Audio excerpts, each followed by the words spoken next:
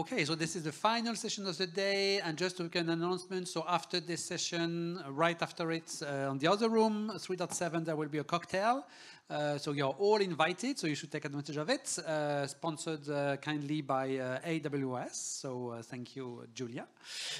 With this, I will hand over for the session on protecting minors online to our moderator, Claire Otway. So over to you.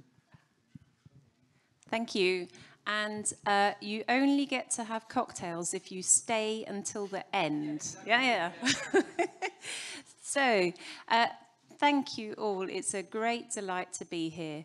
And I'm reminded of the phrase that it takes a village to grow a child. And I'm here at the panel as mum of a 13-year-old boy, as well as moderator.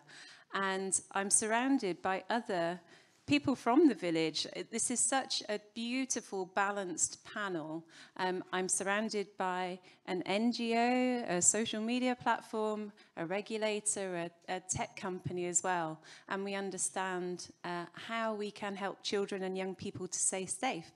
So I'll introduce my colleagues here. First is Samuel, who represents 8 Enfants and also 38, forgive my English accent there, providing a helpline for victims of cyber violence and cyber harassment, and doing a lot of work within schools to help children as they grow within this digital environment. And next, I'm joined by Sharon, who represents UBO, who are a social platform that helps young people to make friends in a fun and friendly environment. Third, we have Fred from Ofcom, a UK-based regulator. Will be really picking into the Online Safety Act, which is 5 months old today, very new. And then finally, we have Florian, who works with Yoti, who are aiming to be the world's most trusted identity platform, which is really exciting. So, to begin, Samuel, I've heard a lot through the day. I've seen a lot of press stories, but I want to hear from you because you are closest to children and young people. What are the main risks that children and young people encounter online and from which they need help to protect themselves? Thank you, Claire. Hello, everybody. Sorry for my level of English, so I will read a little my answer. Enfants carried out a survey a few months ago which showed that children start using internet at 5 years and 10 months approximately with their parents, and a year later they are still using it on their own, and a third of them go online without asking their parents' permission. Of course, very early they are confronted with risk that they don't measure, that they often underestimate, and they are not aware of because they are not prepared by adults, often their parents, who are often far from their children's digital tools. Children spend a lot of time on screen, which it's a problem, but above all, they are on their own with no way of being warned of the possible risk, which their parents often don't even know about. At 3018, the helpline I manage, the French helpline for victims of harassment and digital violence, we receive 50,000 calls every year. And the main reason why teenagers use the helpline are, for example, cyberbullying. It's a very big problem. A survey showed that at 8.5 years old in France, 67% of primary school children are registered on a social network. So it's very young. And 25% of families are concerned by this issue. And there is often a link between bullying at school and cyberbullying. Young people make no distinction between online and offline. For them, life is like a continuum, and there are no more protective online than offline when it comes to protecting themselves from harassment or putting end to this situation. Harassment may be linked to the fact that young people are unaware of the personal information. They are disseminating without sufficient protection, particularly their image through photos and videos. When it comes to harassment, girls in particular need to be protected because they are more often the victims. The second reason why teenagers call 3018 concern blackmail, sextortion, scams, and identity theft. Since the end of the COVID health crisis, the number of this case has increased significantly. Minors are easy targets who don't protect themselves and often remain silent when they are victims. In both cases, teenagers feel guilty, ashamed, and responsible for what happens to them. Among the youngest, exposure to inappropriate sexual or violent content that may shock them without talking to an adult to reassure themselves is also a problem. Online pedophilia, where predators use the internet to contact minors, often with the aim of sexually exploiting them. They may pose as minors to gain their victim trust. Overall, misinformation and exposure to false information or extremist content can influence young people, influence young people's belief and behavior, sometimes leading them towards dangerous ideologies. And to finish, internet addiction is a problem in most families. Young people, for their part, believe that they never spend too much time online, certainly no more than their parents. And to protect them, to protect children against this risk, for me it's very crucial to establish an open dialogue between parents and children on the potential dangers online, to put in place appropriate parental control software, and to educate young people, parents and professionals in responsible and critical use of the internet. Thank you. And what strikes me most is we're talking around child and child as well as child and adult. And it's no longer an option to just switch off the internet. We cannot protect our children in that way. So Sharon, could you talk to us about how you're working as a platform with other organizations to help protect children? So for us at Yubo, protecting our users, like whatever their age, is a priority, of course, but we really at the beginning of the creation of the company, when we started to be confronted to what was happening on the platform, we immediately realized that this was going to be our biggest challenge, and we immediately understood that prevention and anticipating the risk would be the best solution to address this issue, because once the user has been exposed to the content or has been subject to the threat, it's too late. So we really understood that this, what's the title of our panel today? We talk about safety by design.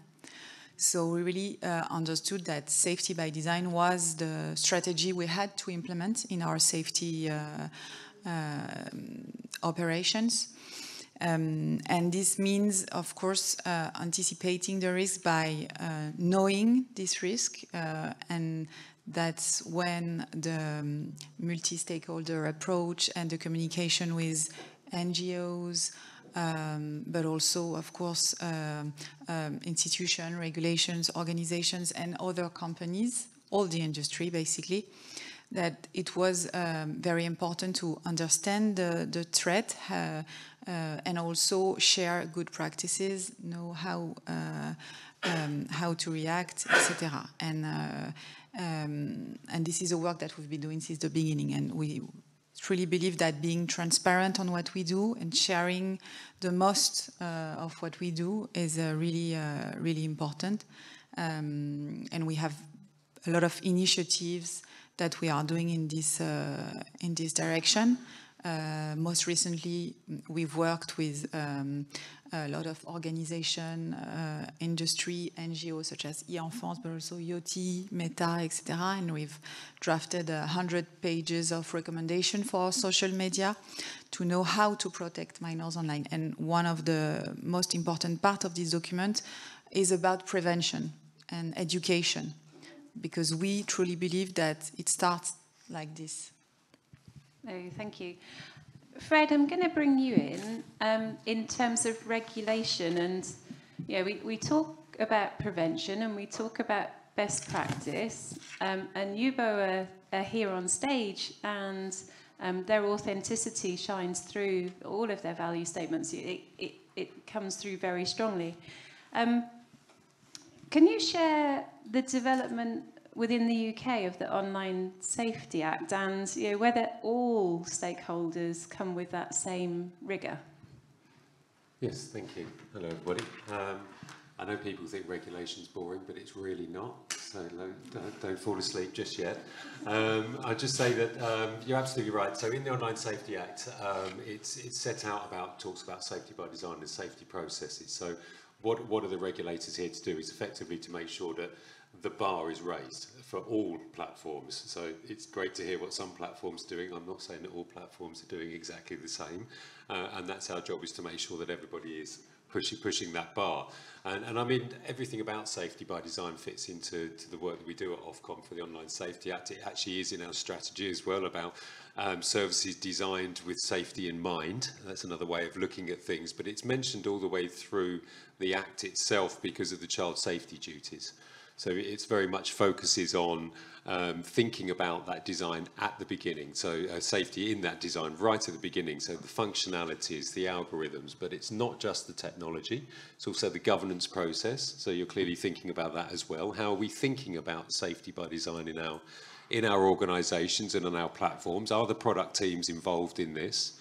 Are the sales teams involved in this? Are the business units involved in this? Does it go straight up to the board? The consideration, is it something they're ticking off when they're okaying a product to say we are considering the safety and design in this product right from the outset? And we're speaking with regulators and NGOs and experts in this field to understand it as well. I mean, the Online Safety Act, I think you probably heard from my colleague earlier as well, talking about risk assessments, that part of it. Are these risky functionalities on your platforms, and what have you done to mitigate the risk on those of those functionalities and algorithms and all the other areas that you're talking about? And Ofcom's role as the UK regulator for the Online Safety Act is effectively to say, is that good enough? Are you telling us the truth?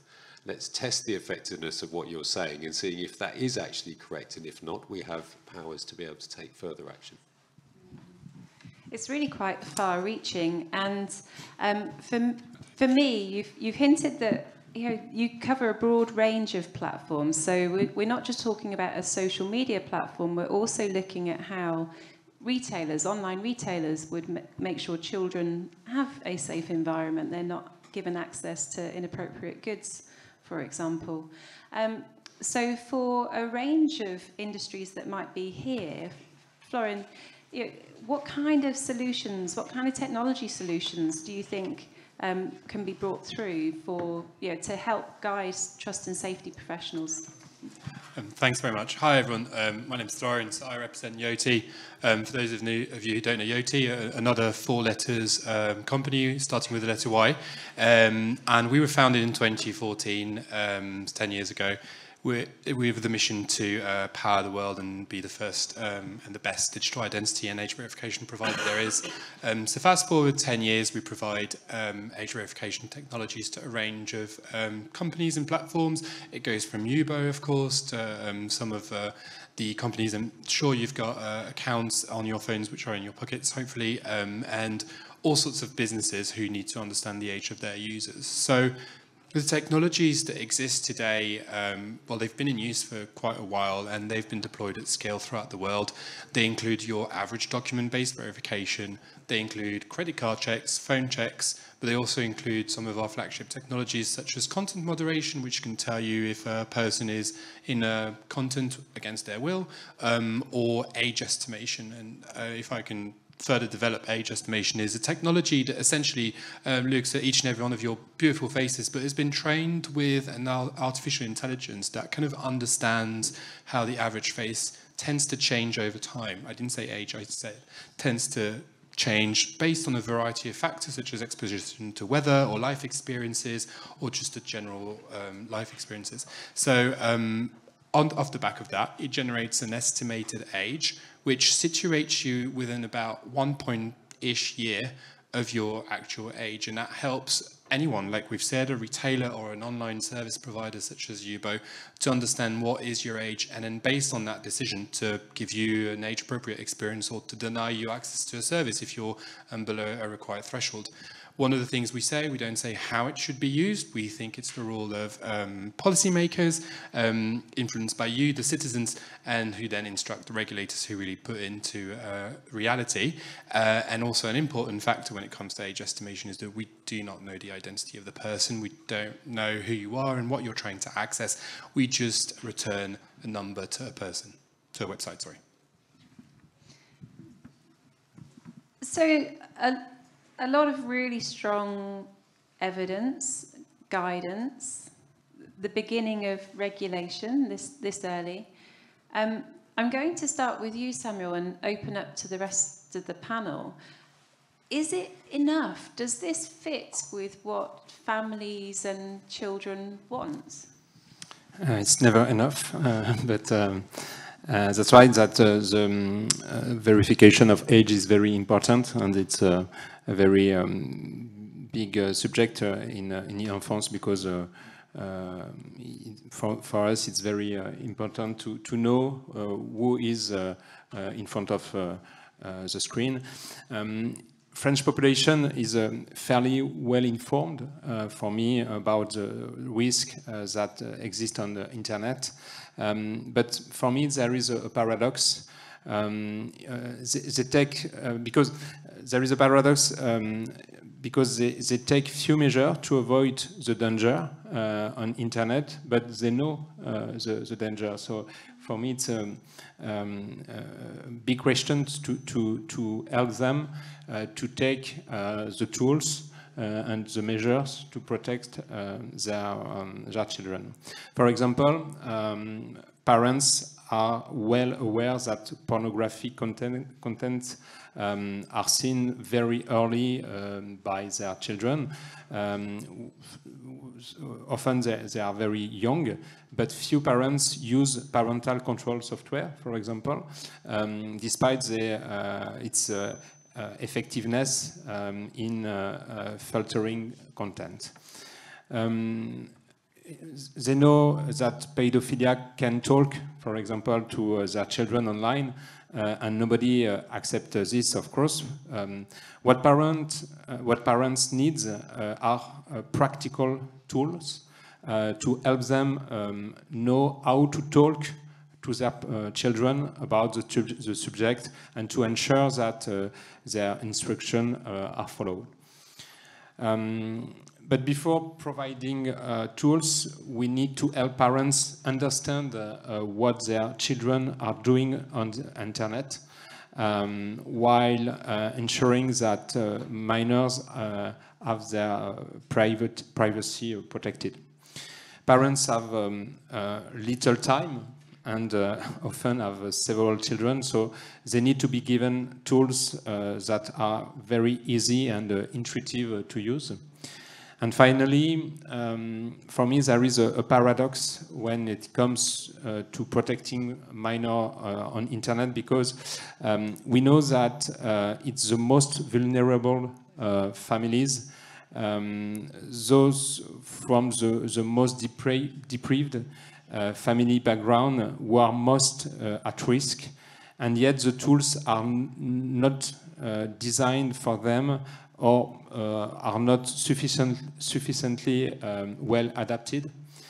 Safety by design must be able to protect those who are not fortunate enough to have a protective environment, and who, because they are alone, need even more protection. Any want to jump in, Sharon? Yes, I think I could add that, like, as a platform, we think that there is a major work to do in terms of information and transparency, and that would be the key for users, like if they are parents or just young users or just users of a platform, whatever platform it is.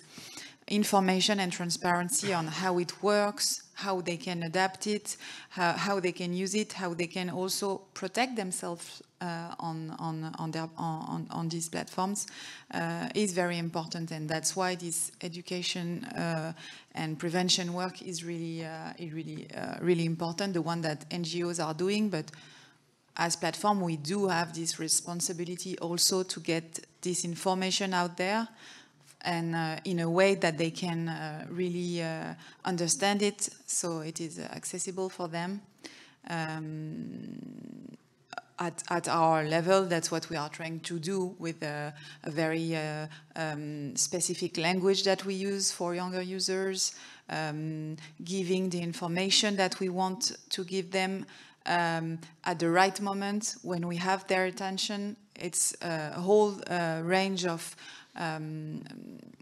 strategic approaches that we have to take in consideration to get to make sure that the message, the information that they need to have when they use the platform to protect themselves is out there. Sure, I'll dive in. Ofcom conducts research on users' attitude in the UK to online. So, and I'm going to generalise here a little bit because it's a fantastic piece of research, Online Nations. Everybody have a look. I would say adults and children have different views about what they want to achieve online. I've got a few kids, and I also manage an under-10 girls football team, and they're all different. They're all different. They all want to do different things, and all their parents are worried about different things. But generally, what we've found out is things such as CSEA, is child sexual exploitation and abuse, really high up on adults. They're really concerned about this. It's not as high on kids' concerns. Bullying is right up there on the kids' sort of concerns. That's not to say that it's not happening in both sides, but I'm just saying that there is a different perception between what children want and what adults want online.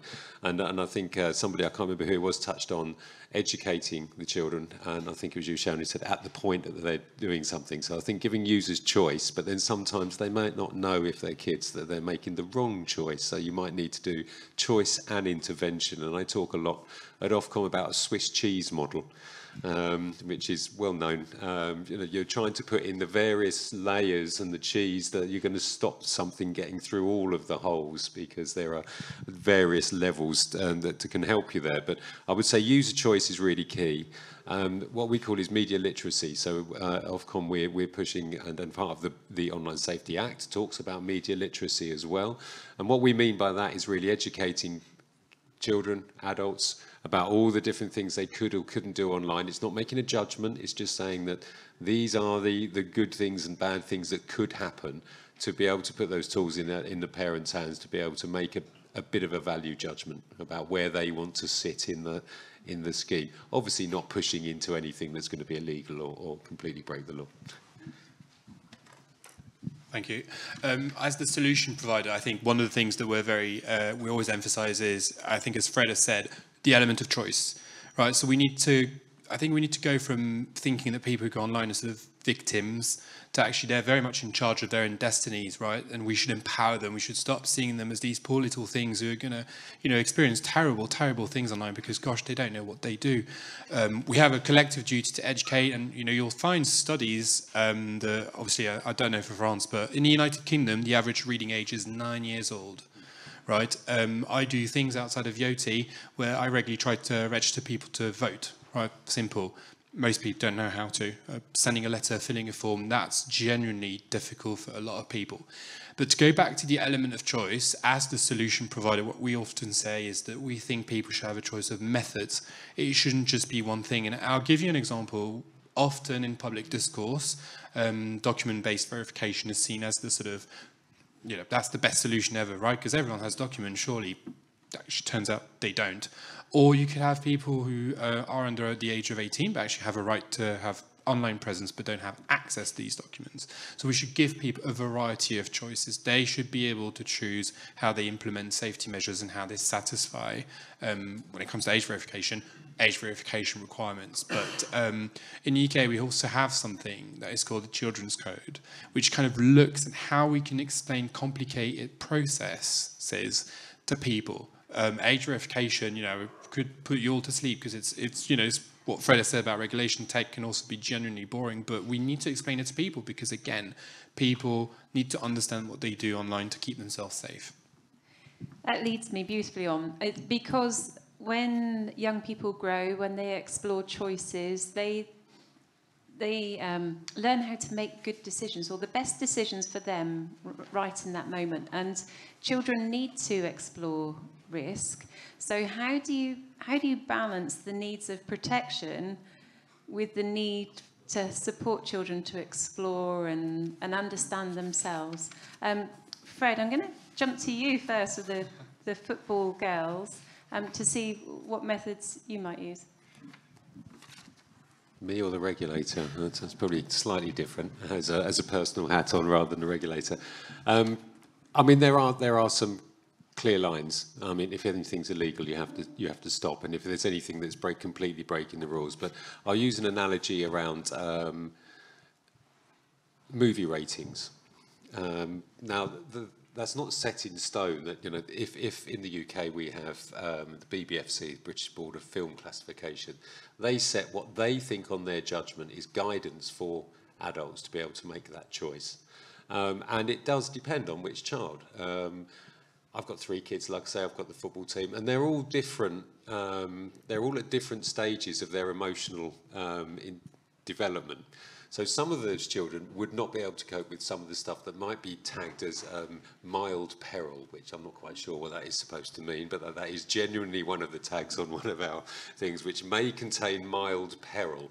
Well, some children will really find that as a struggle. Other children will think that that's something that they can really cope with. And it's going to be for a parent to make a bit of a choice about that as well. So to the point that we've been made here, it's about what choices can they make, but to put nice safe guide rails around it so you can let the parents know, but also if they do go too far, like Sharon was saying, if they push too far, which most kids do, I did when I was younger, you've got something to be able to pull them back and say, whoa, hang on a minute, you've pushed too far here. We're not willing to let you do that on the platform, or you are going to break something else. It's the same as if you're teaching your child to cross the road. You wouldn't just sort of explain to it and then say, crack on. I mean, you would, to start off with, you would guide them, you would tell them what to look out for. And then after a while, you'd feel comfortable that they were capable and emotionally intelligent enough, and they've been trained enough to be able to understand, and they're safe. Just to be aware that doesn't mean that they're safe all the time, at all times of day and night, because people's vulnerability and an ability to cope with stress and change, thinking about the last panel as well, does deviate throughout the day and depending on what the situation is around you as well. So it is a bit of a judgment call, and it's not an exact science, but as long as you've got the tools in there to try and help as much as possible, you sort of reduce that risk again. Florian? Thank you. Well, I think as a tech provider, we kind of go back to what we said earlier. We're not here to say to people how our tech should be used, when, how, for what level of age, etc. We think it's for you, citizens, to speak to your elected representative, who then go to wherever they meet to make laws and then pass them on to well-informed regulators, and for them to implement this into a reality. I suppose the only thing I would say about the element of risk, we still have to put safeguards in place online, right? So yes, there should be an ability, of course, different people will react differently to various situations or types of contents, but we should still tend to replicate online what we wouldn't do in person. Namely, none of us would be comfortable with handing over pornography to an underage person in this room, right? But we somehow think it's kind of okay for it to happen online at this point in our history. So even though, again, we're not here to say, you know, how should you do, what should you do, and when and for who, we still think there's a sort of baseline that kind of needs to be higher. Samuel, is there anything you would like to add? You do a lot with schools and education and helping young people to make, you know, the best decisions that they can.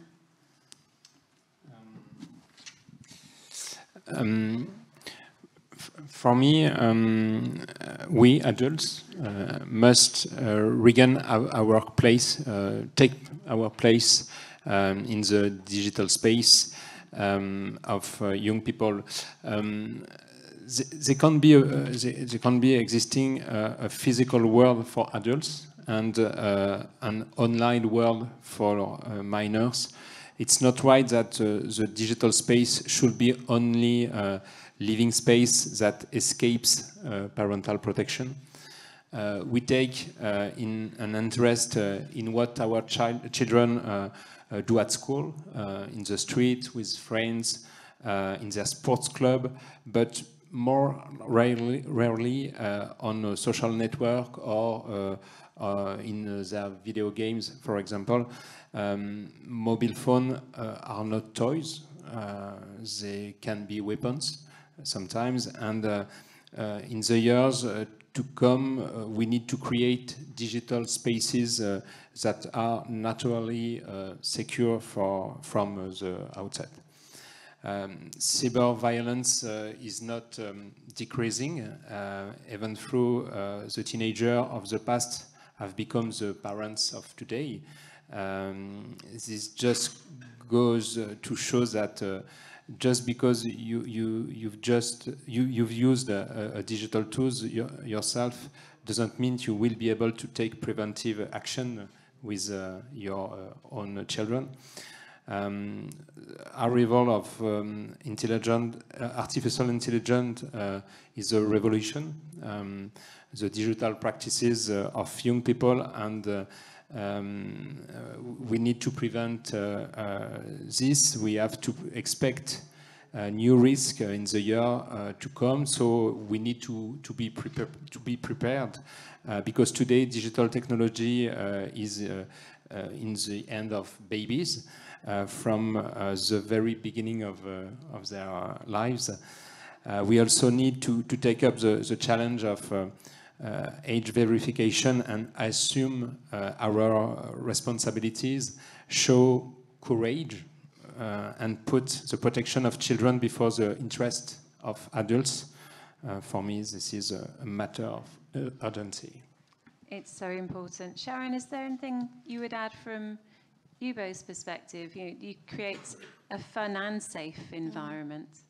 Well, I would say that if you want young people to be able to use and to have fun online and use platforms the proper way, I mean, in a positive way, safety is the most important condition for them to feel free to express themselves, but also to feel comfortable discussing with new people or people that they already know. I mean, we are at a time where you need to own, it's their space and they need to own it. And in order to do that, they need to feel safe and free to do it. So I think this is the ultimate condition for users to use positively social platform and to enjoy it. It's to feel safe on it, and as a platform, this is something that we realized really early, and that's why we've put safety at the center of everything we do. Smashing. I'm just going to look to the audience to see if you have any questions before I have the final question to ask. Are there any burning questions in the room for this wonderful panel? Nope.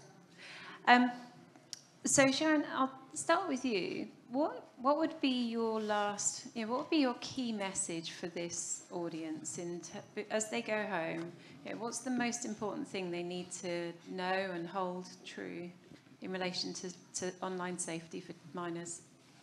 Well, I think that that's the reason we are all here also today and during these days in Lille. It's to share, to discuss our practices, the way we work, what we think would be the most important thing tomorrow, what is the most important thing today. So I think this dynamic is essential if we want to address what is today one of the biggest challenges of our time. So I think this is the key message that everyone needs to go home with,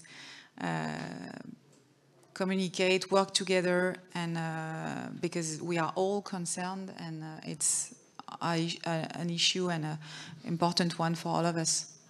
Thank you. Fred?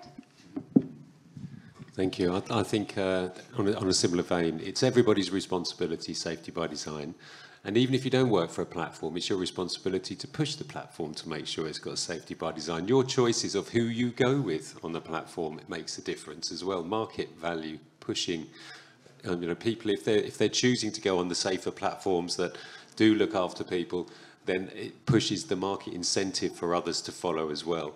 And also do engage with regulators. We're not that frightening, and we do engage with platforms. So if there's any views, please don't be keyboard warriors. Moan to us, and then we can pick it up on your behalf. I would second that. I mean, we engage with regulators throughout the world, and it's one of the great things working at Yoti is we're based in London, but we get to speak daily to the French, the Germans, the Australians, the Americans the next day, and there's a collective global desire to move towards a safer online space, and the age verification question is one that everyone around the globe is trying to crack and get right.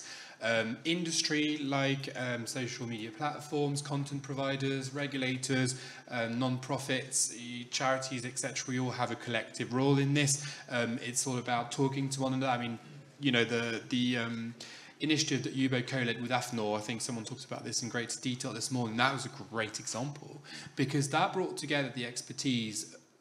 We've actually not seen it in another country, actually, where you've got Yubo sort of bringing all these people around the table to write something that is coherent. It's the first, and it's world first. So it's a really good example. We need to work closer together, but also each and every one of you, as Fred have said, you vote with your wallets, but you also vote with bits of paper, and you're able to influence the course of history. You're able to tell your elected representatives that actually age verification or online safety matters to you. So if you think so, please do so. And Samuel, any last message? No, so we have to progress because a lot of children have difficulties online, and on 3018, the helpline I manage, we can every day we are witness of this kind of difficulties, and sometimes I can say to me that I never accept the same problem, and I'm an adult, so it's very difficult to understand that young people, sometimes very young people, can support this kind of problem. So we must progress. We must progress. And so to close, I have to say, throughout the day today, at times I felt really low, really sad for my son's generation and scared for him and his friends and the world that they grow into. As a mama bear, that's natural. But actually, firstly, realizing the good work that is going on behind the scenes in many parts is creating the best possible framework that we can. That lifts my heart.